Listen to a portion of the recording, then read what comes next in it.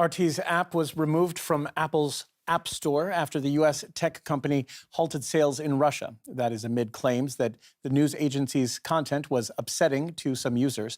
The app is to be removed from the App Store globally, but remains available in Russia.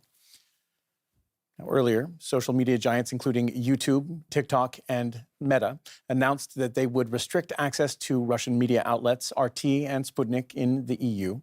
RT's Oksana Boyko says the network has been caught in the middle of a massive information war launched by NATO countries and their allies. We got a response from Meta on the issue. You are not independent media. You're a state agency of the Russian government under the jurisdiction of Putin, responsible for war crimes. You do not publish independent reports about the statements of Putin's politicians. You are a state-integrated power propaganda tool that is published in the West with the intention of broadcasting the will of the Putin government in our country. You are permanently opposed to the foundations of the German press code. You can't have any claims against us.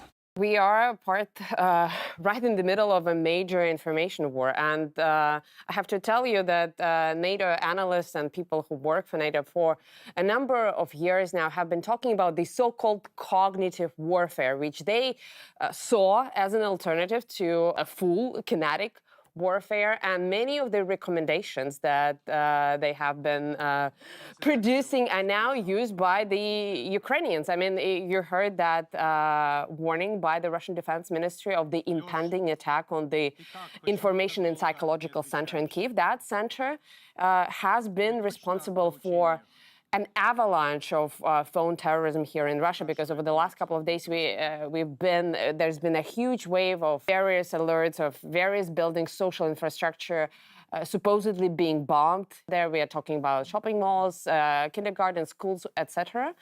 And it's not just a campaign of fakes. It's a very organized. It looks like chaos, but it's not. It's an organized, deliberate information campaign. In fact, today Russia's foreign ministry said that behind this avalanche of fakes are special forces of NATO countries. There is a degree of censorship against our channel, against our agencies, which are actually producing verified information about what at least people here in Moscow think about it.